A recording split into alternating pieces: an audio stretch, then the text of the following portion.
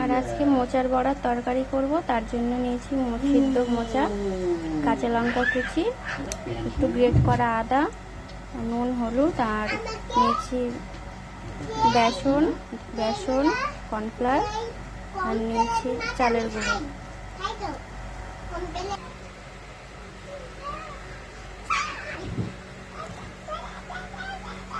তো এই যে মোচাটা মাখা করে এবার বড়া শেপে করে রাখবো, তারপর ভাজবো।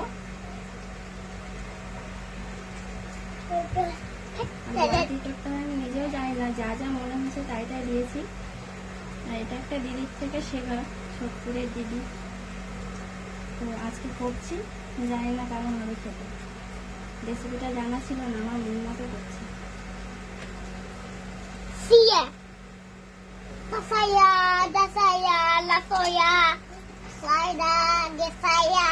এই যে সবগুলো বড় আকারে তৈরি করা হয়ে গেছে, এবার ভেজে নেব।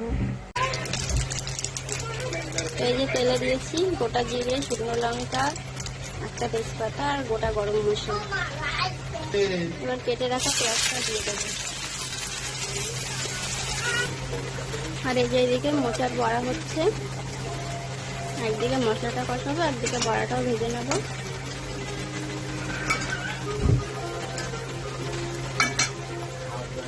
দেখো কড়াইটা একটু কালো হয়ে গেছে, কারণ মোচার তরকারি করেছি, ওই কড়াইটাই বসিয়ে দিয়েছি না দিয়ে।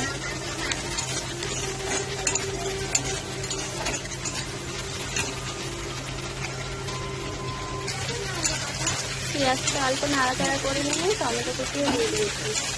এবার দেবো আদা রসুন বাটা।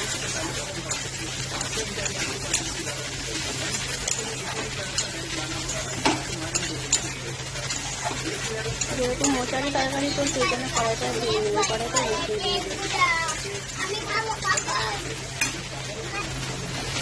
আদা রসুন বাটাটা দিয়ে দিলাম, দিয়ে ভালো করে ভেজে নিয়ে তারপরে একটু জল দেবো।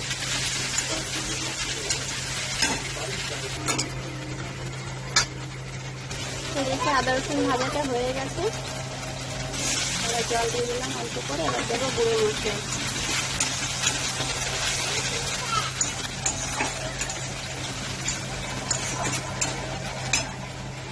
আর এদিকে বড়াটা ভেজে তুলে নিয়েছি, আরেকবার বড়া দিয়েছি, সবগুলো ভেজে নেব। এরকম লাল লাল করে ভেজেছি। গুঁড়ো মশলাতে দিয়েছি ধনের গুঁড়ো, জিরে গুঁড়ো আর লঙ্কার গুঁড়ো।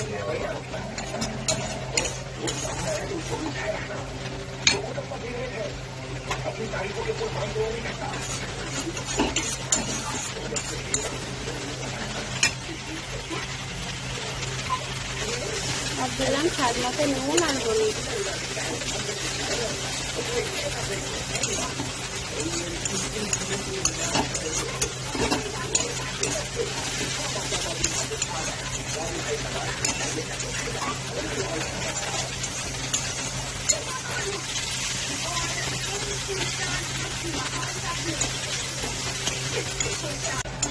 এই যে ভেজে রাখা আলুগুলো দিয়ে দিয়েছি, এবার দেবো জল।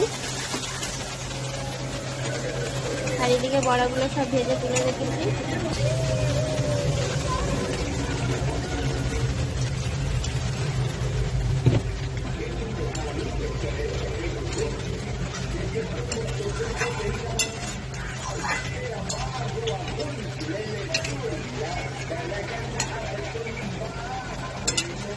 ঝোলটা নামানোর আগে বড়াগুলো দেবো, না হলে গলে যাবে।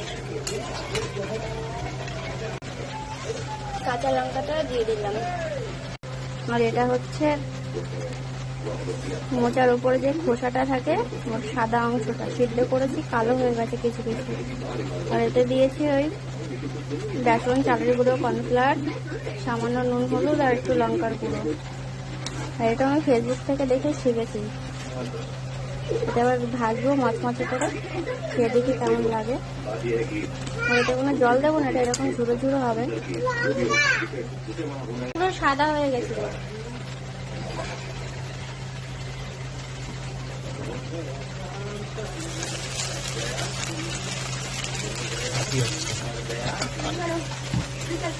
আর এটার একটা নতুন নাম হলো মোচার খোসার চিপস। আর এটা একদম মুচমুচে করে ভাজবো। ওই হলো। আচ্ছা, মোচার ওই উপরে যে খোসা খোসার মধ্যে থাকে নৌকার মতন, ওগুলোকে কি বলে আমি জানি না, ওই জন্য মোচার খোসা বললাম, ওই জন্য আমার বর হাসছে। তো তোমরা কে কি বলো আমাকে জানিও। আর এদিকে এটা মচমচে হয়ে গেছে, এবার নামিয়ে নেব।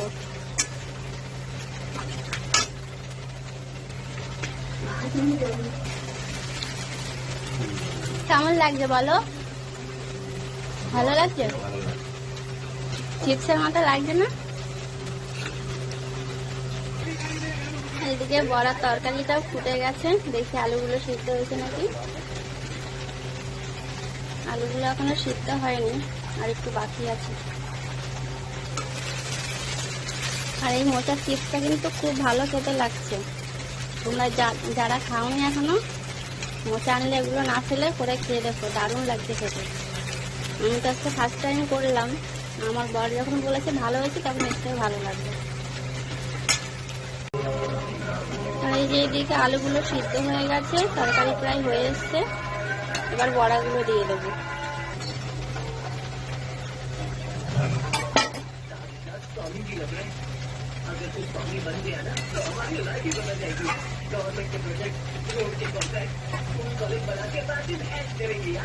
আর এদিকে তেল গরম হয়ে গেছে, মাছগুলো ভেজে নেব।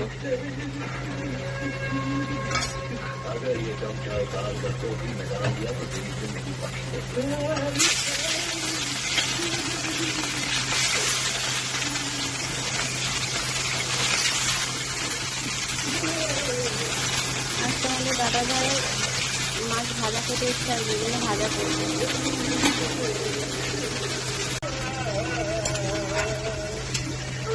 তরকারিটা প্রায় হয়ে গেছে, এবার দেবো একটু গরম মশলা দিয়ে নামিয়ে নেব। বেশি শুকালে তরকারিটা আবার শুকনো হয়ে যাবে, আর বড়াতে ঝোলটা টেনে নেবে, ওই জন্য একটু ঝোল ঝোল করে নামাবো। বেশি ঝোলও নেই, দেখো অল্প ঝোল আছে।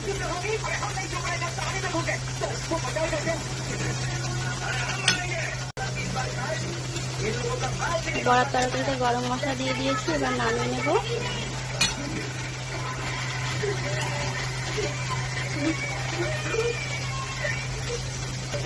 আর এই বড়ার তরকারিটা আমি দিদির কাছ থেকে খেয়েছিলাম, আজ নিজে রান্না করলাম। তো এই যে বড়ার তরকারি রেডি। বড়ার তরকারিটা কেমন লাগলো প্লিজ কমেন্ট করে জানিও। মাছ ভাজাটা উল্টে দিলাম, আর এই যে আমার মাছ ভাজাগুলো হয়ে গেছে, রান্না সব হয়ে গেছে, এবারে গ্যাস মোছার পালা। আর এই যে এদিকে কালকে উঠছে তরকারিটা ছিল গরম করছি, আর টক ডালও ছিল, এগুলো গরম করে গ্যাস মুছে ঘর মুছবো, তারপর স্নানে যাবো।